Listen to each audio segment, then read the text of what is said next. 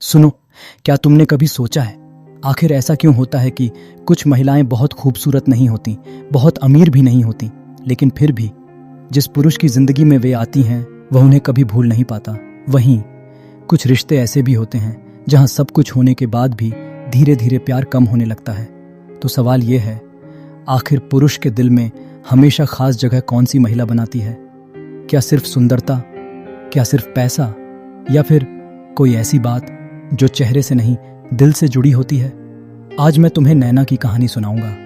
एक ऐसी लड़की जिसने कभी किसी को अपने पीछे भागने की कोशिश नहीं की, उसने किसी को बदलने की कोशिश नहीं की, लेकिन फिर भी जिस पुरुष ने उसे जाना वह उसे हमेशा सम्मान और अपनापन देता रहा। ऐसा उसने क्या किया, यही हम आज जानेंगे। और पहला तरीका शायद तुम्हें सबसे ज्यादा चौंका देगा। तरीका 1, पहले खुद की जिंदगी से प्यार करो। नैना की शादी को 1 साल हुआ था। उसका पति आरव एक प्राइवेट कंपनी में काम करता था। शुरुआत में नैना की दुनिया सिर्फ आरव था। वह हर समय उसी का इंतजार करती, उसके फोन, उसके मैसेज, उसके मूड, सब कुछ उसी पर निर्भर था। अगर आरव देर से आता तो नैना उदास हो जाती, अगर वह व्यस्त रहता तो उसे लगता शायद अब वह मुझसे प्यार नहीं करता। एक दिन उसकी माँ ने उससे पूछा, बेटा, शादी से पहले तुम्हें क्या करना सबसे अच्छा लगता था? नैना कुछ देर चुप रही, फिर बोली, मुझे किताबें पढ़ना बहुत पसंद था और पेंटिंग भी। माँ मुस्कुराई। फिर तुमने खुद को क्यों छोड़ दिया? यह बात सीधे नैना के दिल में उतर गई। अगले दिन उसने फिर से अपनी पुरानी पेंटिंग निकाली। धीरे धीरे उसने अपनी रुचियों के लिए समय निकालना शुरू किया। अब वह सिर्फ आरव का इंतजार नहीं करती थी, वह अपनी जिंदगी भी जी रही थी। कुछ दिनों बाद आरव ने मुस्कुराकर कहा, तुम पहले से ज्यादा खुश लगती हो। अब मैं तुमसे एक सवाल पूछता हूं, क्या तुम्हारी पूरी खुशी किसी एक इंसान पर टिकी हुई है? अगर हां, तो याद रखना, जब हम अपनी पूरी दुनिया किसी एक व्यक्ति पर टिका देते हैं तो रिश्ते पर भी अनावश्यक दबाव आ जाता है। लेकिन जब कोई महिला अपनी पहचान, अपने सपने और अपनी खुशियां भी संभाल कर रखती है तो उसका आत्मविश्वास ही उसे खास बना देता है। तरीका 2, सुनना सीखो, सिर्फ बोलना नहीं। कुछ दिनों बाद आरव ऑफिस से लौटा। उसका चेहरा उदास था। नैना ने देखा, लेकिन इस बार उसने जल्दी जल्दी सवाल नहीं पूछे। उसने सिर्फ इतना कहा, अगर बात करना चाहो मैं सुन रही हूं। आरव कुछ मिनट चुप रहा, फिर धीरे धीरे उसने ऑफिस की सारी परेशानी बता दी। नैना बीच में नहीं बोली, उसने सलाह देने की भी जल्दी नहीं की, बस ध्यान से सुनती रही। रात को आरव ने कहा, आज बहुत हल्का महसूस हो रहा है।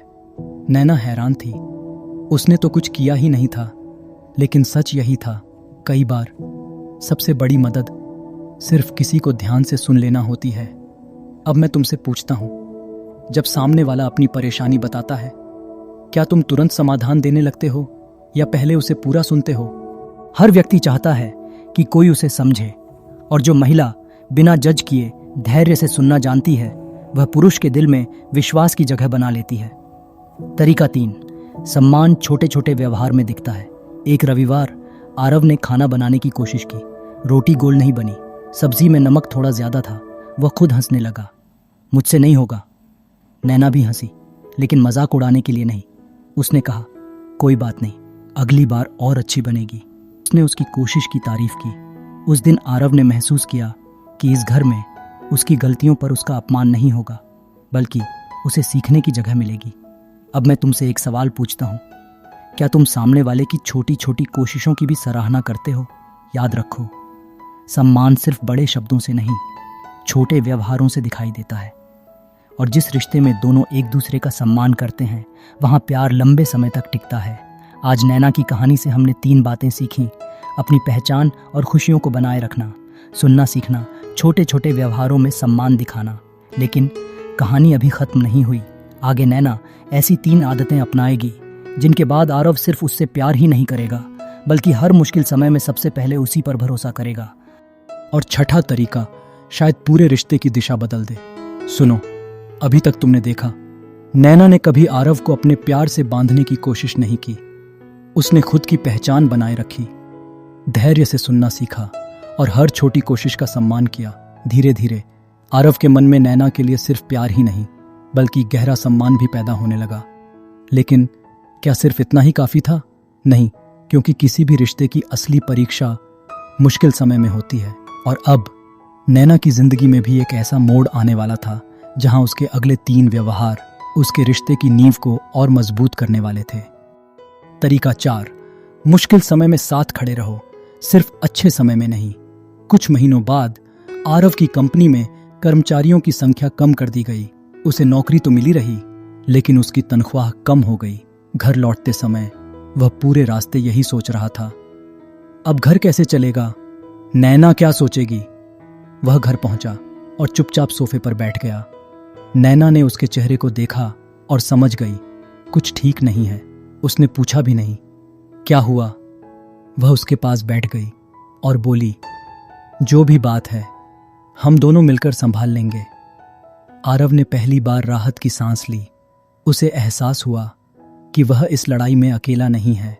अगले कुछ महीनों तक नैना ने घर का खर्च समझदारी से चलाया। उसने शिकायत नहीं की, ताने नहीं दिए और हर दिन आरव को यही महसूस कराया कि उसका सम्मान सिर्फ उसकी कमाई से नहीं जुड़ा।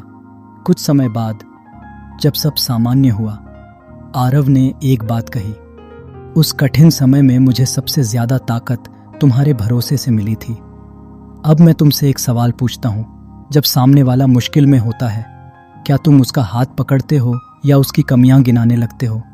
याद रखो, अच्छे दिनों का साथ बहुत लोग देते हैं, लेकिन मुश्किल दिनों का साथ दिल में हमेशा के लिए जगह बना देता है।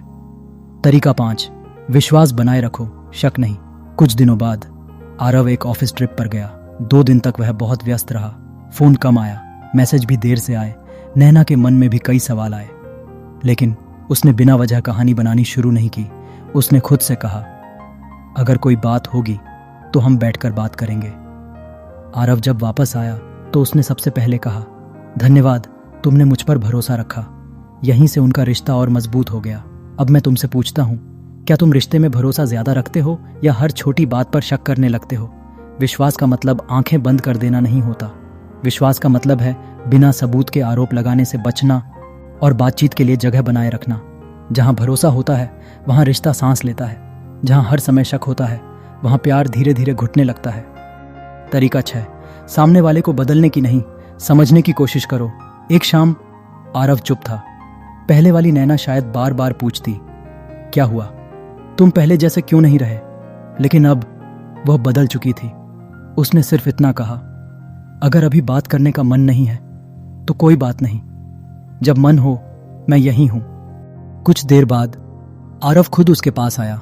उसने कहा, धन्यवाद, तुमने मुझे समय दिया।